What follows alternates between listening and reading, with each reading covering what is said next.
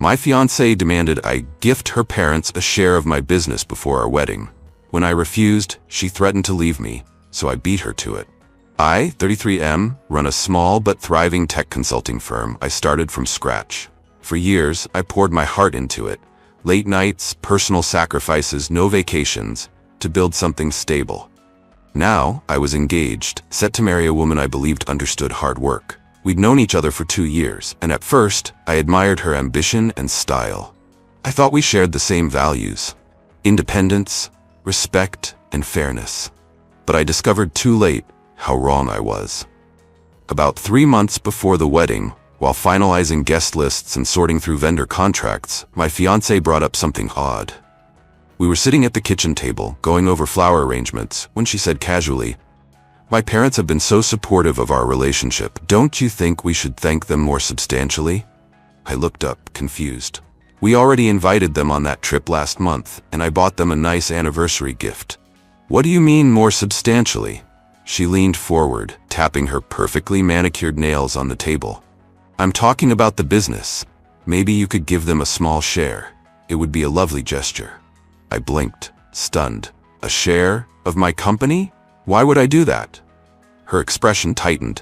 "They're family, soon to be your family too. This would show you trust them and appreciate their role in our lives." She said it like it was the most reasonable request in the world. I tried to stay calm. "I built this company alone. Your parents had no part in it. They never invested, never offered any business help." She shrugged dismissively. "They don't need to have helped.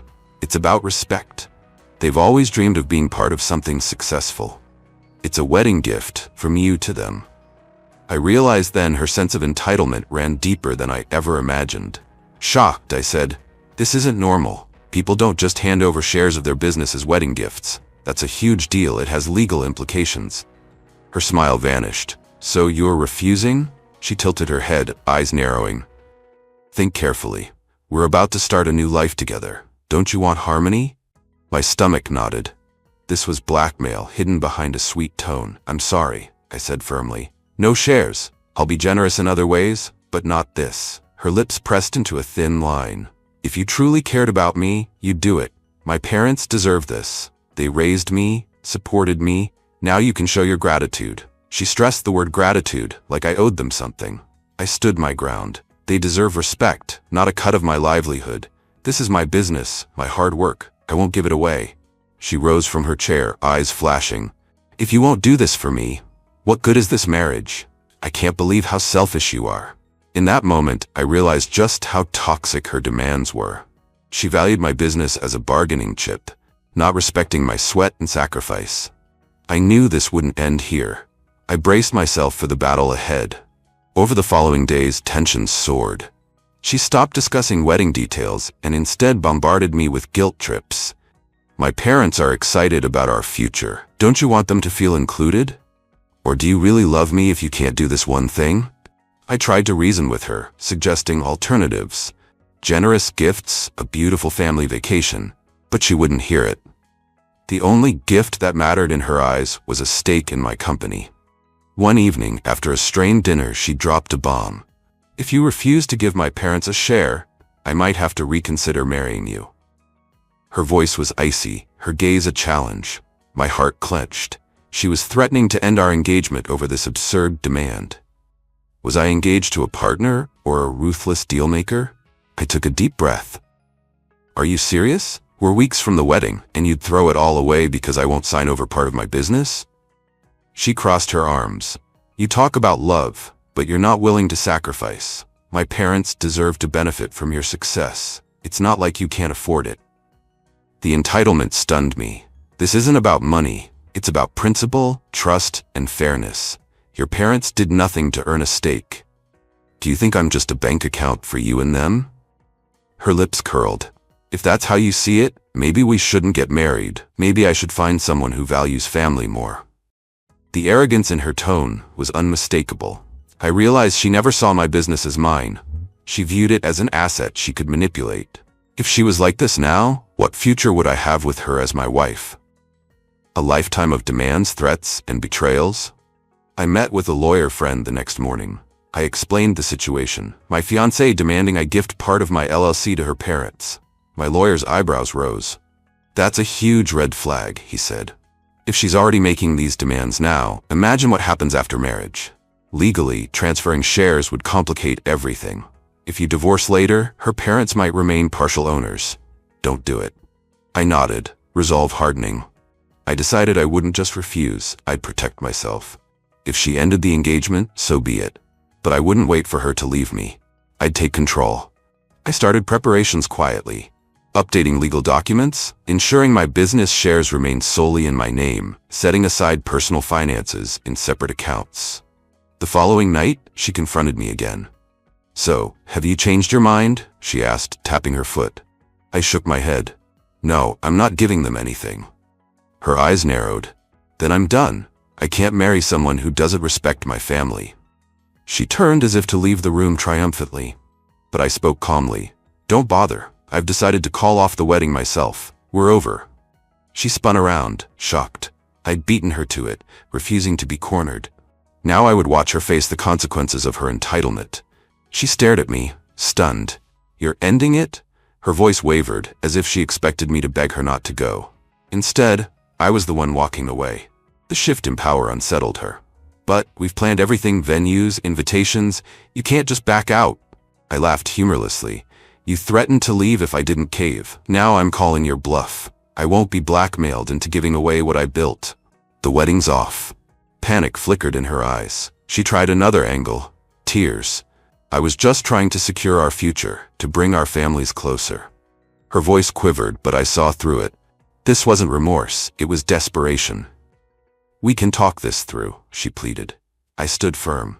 We've talked enough. You made your position clear. My worth to you is tied to what I can give your parents. That's not love. She tried to twist the story. You're misunderstanding.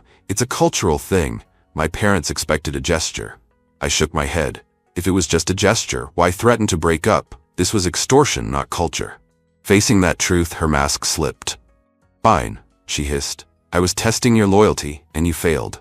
A test? My blood boiled. You don't test your fiancé by demanding a share of his company. That's manipulation, plain and simple. With her schemes exposed, she turned vicious. She accused me of being selfish, small-minded. You have so much, yet you won't share a tiny piece. You're greedy. She spat, voice rising. I remained calm.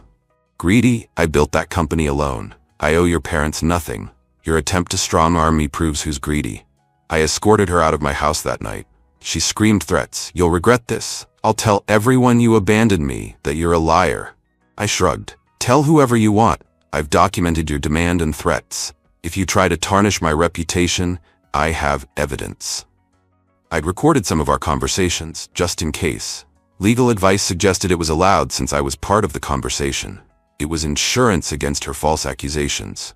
She froze when I mentioned evidence. You recorded me? Her face went pale. She knew her words wouldn't look good to anyone, family, friends, or a judge.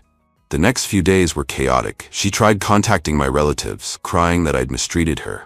But when I forwarded them snippets of her demands, they understood my decision.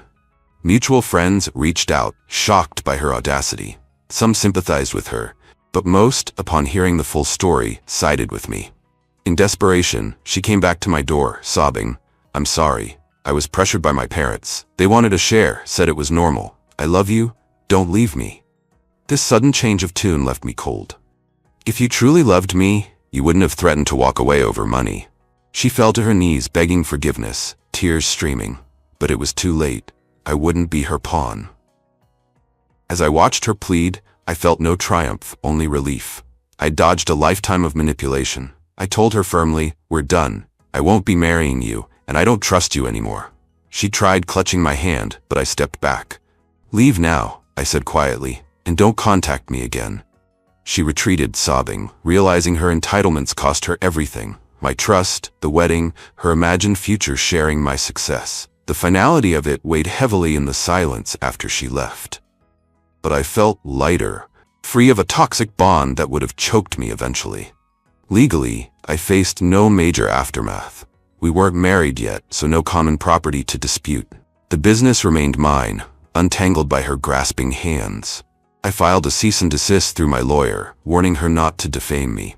Her parents tried calling once, asking if there was a misunderstanding. I told them the truth. Their daughter demanded a business share for them as a condition of marriage.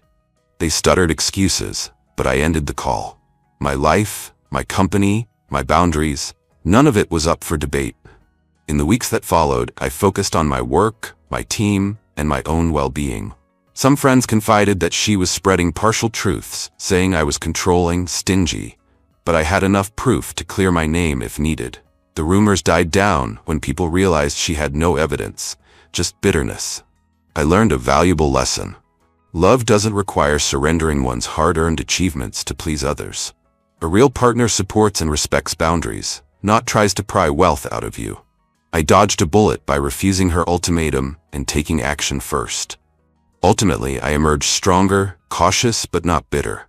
I saw how quickly greed could poison a relationship. She underestimated my resolve, thinking I'd fold to keep peace. Instead, I proved that my integrity and self-respect weren't for sale. No doubt, she's left regretting her move, knowing she lost a stable future by pushing too far. If she imagined herself a clever strategist, she discovered I wasn't her chess piece. Actions have consequences, and her attempt to leverage my love for her parents' gain cost her everything.